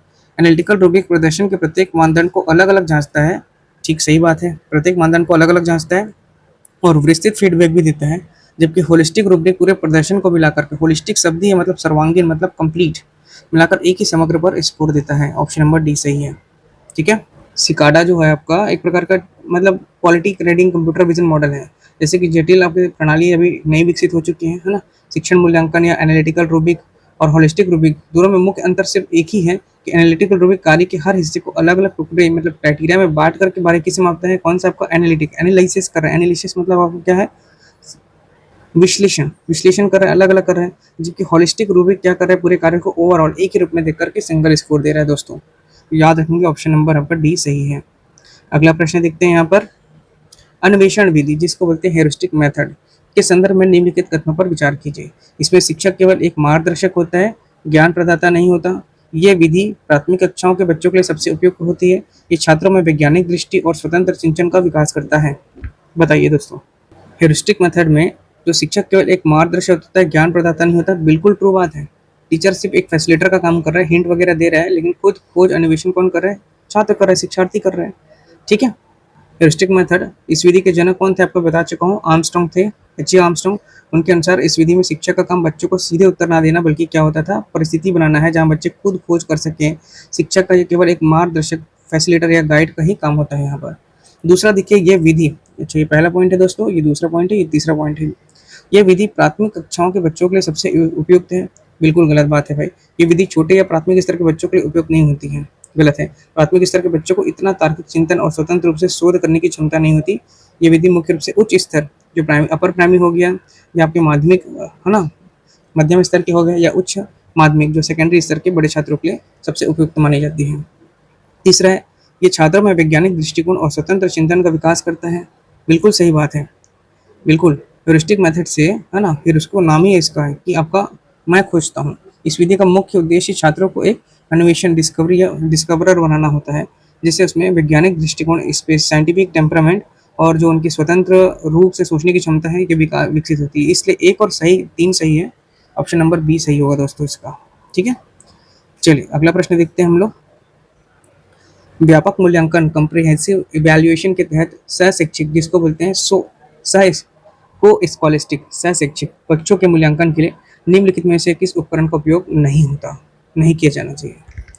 ऑप्शन है term and return examination, option B अवलोकन अनुसूची, ऑप्शन सी संचय रिकॉर्ड, या ऑप्शन डी उपव्याख्यानात्मक रिकॉर्ड, एनेक्डोटल रिकॉर्ड। ठीक, सही उत्तर है दोस्तों option number A, term and written examination, उसका उपयोग नहीं किया जाता।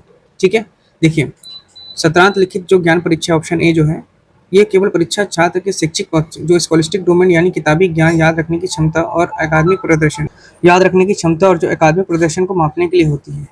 सह शैक्षणिक गुण जैसे कि आपका हो गया ईमानदारी, सहयोग, खेलकूद, जीवन कौशल, आपका नैतिक मूल्य, है ना, ये सभी चीज़ें लिखित परीक्षा से कभी आंका नहीं जा सकता दोस्तों।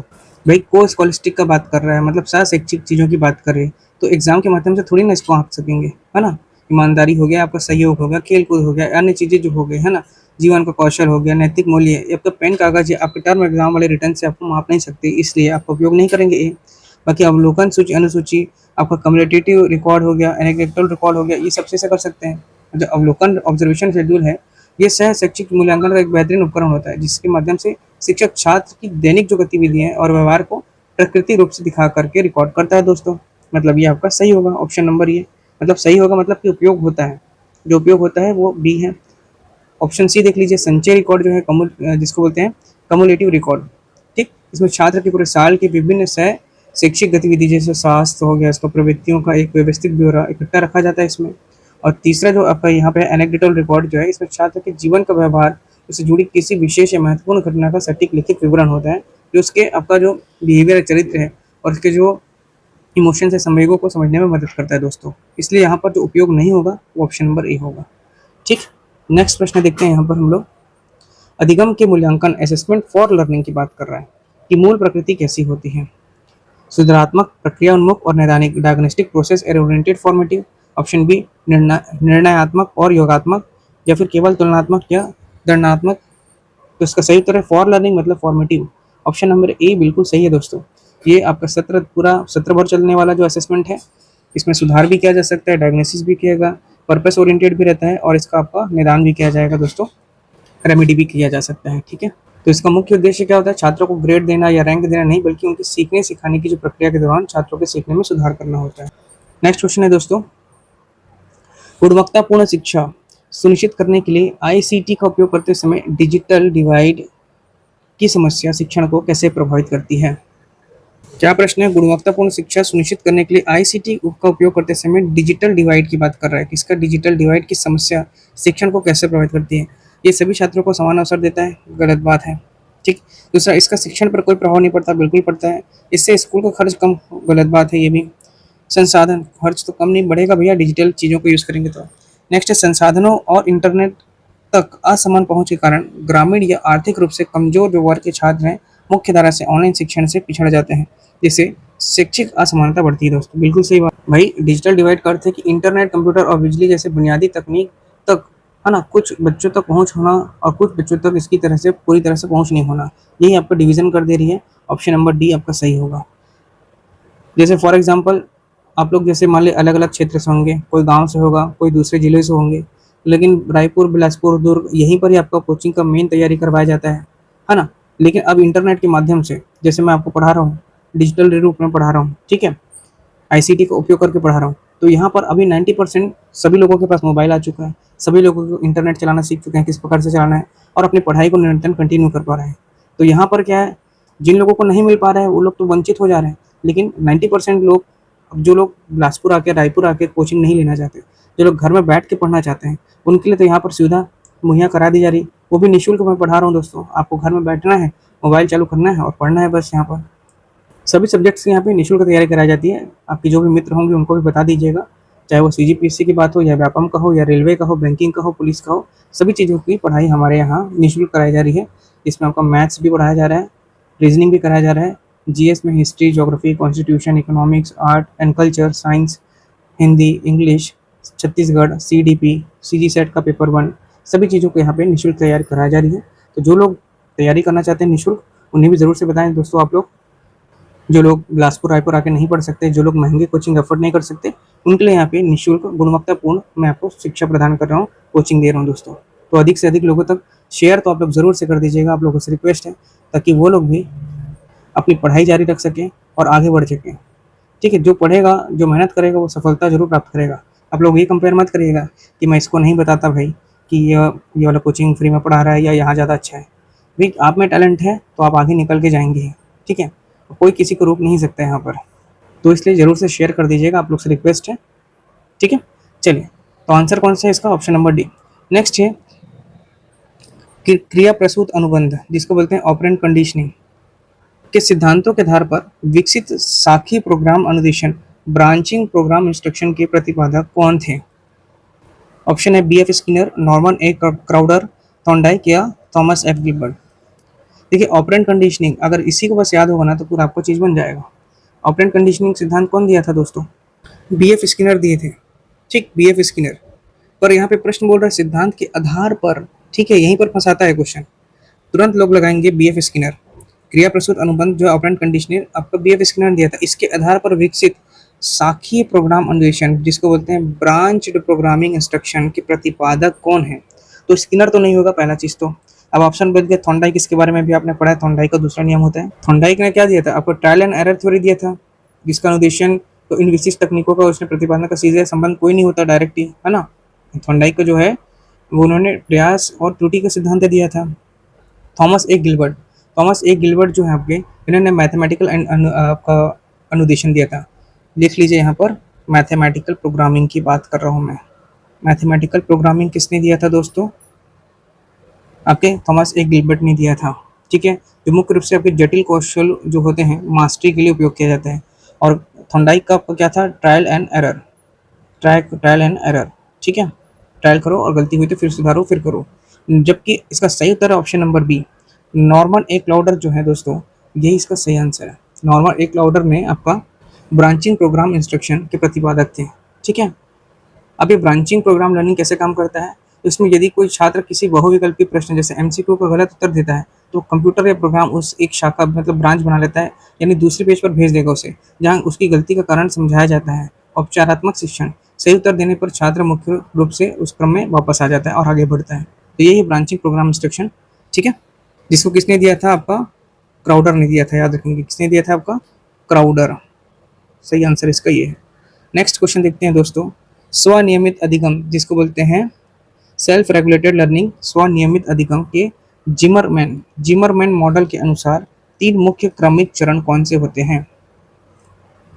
ऑप्शन है रटना, लिखना, पास होना, सुनना, बोलना, पढ़ना, विचारपूर्ण चरण, फोरथॉट, प्रदर्शन स्वनियंत्रण, परफॉर्मेंस सेल्फ कंट्रोल, और स्व प्रतिबंधित सेल्फ रिफ्लेक्शन, या फिर योजना बनाना, परीक्षा देना या परिणाम देना। सही उत्तर दोस्तों ऑप्शन नंबर आपका सी है। ठीक है, जो आपके जिमरमैन है, बैरी जिमरमैन है, इन्होंने सेल्फ रेगुलेटेड लर्निंग मॉडल, जिसको बोलते हैं स्वनियमित अधिगम मॉडल, इसके अनुसार अधिगम प्रक्रिया एक चक्र के रूप में चलती है बताया, जिसके 3 आपके मुख्य आपके क्रमिक चरण होते हैं, 3 फेज होते हैं। पहला तो आपका फोरथॉट, दूसरा आपका परफॉर्मेंस सेल्फ, और तीसरा आपका सेल्फ रिफ्लेक्शन होता है दोस्तों। ठीक है, तो ऑप्शन नंबर सी इसका सही होगा दोस्तों। अगला प्रश्न देखते हैं, शिक्षण की प्रभावशीलता का मूल्यांकन करने के लिए निम्नलिखित में से कौन सा साक्ष्य अधिगम स्थानांतरण ट्रांसफर ऑफ लर्निंग का सबसे बेहतर प्रमाणित करता है? ऑप्शन है छात्र की परीक्षा में 100% अंक लाना, ऑप्शन बी छात्र की कक्षा में 100% उपस्थित होना, ऑप्शन सी छात्र द्वारा शिक्षक के व्याख्यान को शब्दांश दोहरा देना, या फिर छात्र द्वारा कक्षा में सीखी गई अवधारणा, सिद्धांत और समस्या समाधान तकनीकों का उपयोग करके वास्तविक जीवन की नई और सर्वथा अपरिचित परिस्थितियों में सफलतापूर्वक करना। प्रश्न क्या है? शिक्षण की प्रभावशीलता और मूल्यांकन करने के लिए निम्नलिखित में से कौन सा जो है आपका साक्ष्य अधिगम स्थानांतरण ट्रांसफर ऑफ लर्निंग में बेहतर प्रमाणित करता है दोस्तों? सही उत्तर है आपका ऑप्शन नंबर डी। ठीक है, जिसमें छात्र द्वारा कक्षा में सीखी गई जो अवधारणा है, कॉन्सेप्ट है, उसके जो प्रिंसिपल्स हैं, समस्या समाधान तकनीक है, उसका उपयोग वास्तविक जीवन की नई और सर्वदा अपरिचित परिस्थितियों में सफलतापूर्वक करना होता है। ठीक है, ट्रांसफर ऑफ लर्निंग मतलब होता है कि एक परिस्थिति में सीखे गए जो ज्ञान है, कौशल है, व्यवहार है, उसका आपको सही उपयोग करके दूसरी नई और अलग परिस्थिति निर्मित करना। उच्च स्तरीय चिंतन का ये विषय है। जब कोई छात्र कक्षा में पढ़ रहा है ना, सिद्धांतों किसी एक समस्या पर लागू करता है पढ़ करके, तो उसे ने पहले कभी जो देखा नहीं है या उसको उसने कभी प्रपोज नहीं किया, मतलब साबित नहीं किया है, तो उसे केवल रट्टा नहीं मानता, बल्कि अवधारणा को क्या करता है, गहराई तक समझने का प्रयास करता है दोस्तों। तो यही था आपका ट्रांसफर ऑफ लर्निंग, जिसमें छात्र कॉन्सेप्ट को समझ रहे हैं, सिद्धांत को समझ रहे हैं और समस्या समाधान तकनीकों पर उपयोग कर रहे हैं वास्तविक जीवन के लिए। ऑप्शन नंबर डी इसका सही है दोस्तों। ठीक है, चलिए तो आज का सेशन यहीं पर ही समाप्त करते हैं दोस्तों। उम्मीद करता हूँ ये वीडियो भी आपको पसंद आया होगा। यदि वीडियो अच्छा लगे तो आप लोग लाइक ज़रूर से करें दोस्तों। आपके एक लाइक से मेरा मनोबल बढ़ता है, मैं आपको बता चुका हूँ। कुछ और भी जानकारी चाहिए होगी तो आप लोग कमेंट कर सकते हैं दोस्तों। ठीक है, और जिनको भी PDF बाय करना होगा, जिनको PDF नोट्स लेना है, मैं आपको बता दिया हूँ 3999 रुपीज़ इसकी एक मोबाइल रिचार्ज के प्लान पर आपको सब चीज़ें प्रोवाइड किया जा रहा है, जिसमें थ्योरी भी है, MCQ भी है, 1 लाइनर पे दिया जाएगा और 5 टेस्ट पेपर दिया जाएगा एग्जाम के पहले। ठीक है, तो PDF नोट्स जिनको लेना है वो 8962530503 पर व्हाट्सएप पे मैसेज करेंगे दोस्तों, और उनको फिर ये PDF दे दिया जाएगा एट द रुपीज़ 399 ओनली। ठीक है, 399 बहुत ही एकदम बेसिक प्राइस है दोस्तों। इसमें पूरे नोट्स मटेरियल आपको दिया जा रहा है। एक मोबाइल रिचार्ज का प्लान पर ही रेट रखा गया है, बहुत ही न्यूनतम है। और एक केवल रेट आपको बता देता हूँ 31 जुलाई 2026 तक ही है। ठीक है, जिन्होंने लिया है उनको ये सारी चीज़ें दी जा रही हैं। और 1 अगस्त से आपका रेट जो है मैं आपको बता देता हूँ 499 हो जाएगा। तो जिन्हें जल्दी करके लेना है वो ज़रूर से ले लें दोस्तों। इसके बाद हम लोग यूनिट 2 स्टार्ट करेंगे। यूनिट 2 पढ़ेंगे पेपर 1 का। ठीक है, तो चैनल पर बने रहें, और अभी तक आपने चैनल को सब्सक्राइब नहीं किया तो सब्सक्राइब कर लीजिए दोस्तों। बेल आइकन ज़रूर से दबा लेंगे और अधिक से अधिक लोगों को शेयर कर दीजिए जो लोग हमसे जुड़ करके निःशुल्क शिक्षा प्राप्त करना चाहते हैं। जिनके पास, जो लोग काम करने जाते हैं, जो ऑफिस में रहते हैं, जो लोग घर पे बैठ के पढ़ना चाहते हैं या कहीं भी इंटरनेट के माध्यम से पढ़ना चाहते हैं, या जो लोग आर्थिक रूप से कमज़ोर हैं, जो कोचिंग नहीं जा सकते, उन्हें ज़रूर से शेयर कर दीजिएगा दोस्तों, ताकि वो भी आगे बढ़ सकें। और एक बात, पेड़ लगाना ना भूलें दोस्तों। मैंने आपको कहा है 1 पेड़ ज़रूर से लगाएं आप लोग। बरसात का मौसम चल रहा है, ज़रूर से 1 पेड़ लगाइएगा आप लोग। तो मिलते हैं दोस्तों अगले ही वीडियो में जल्द ही। जय हिंद, जय भारत, जय छत्तीसगढ़। धन्यवाद।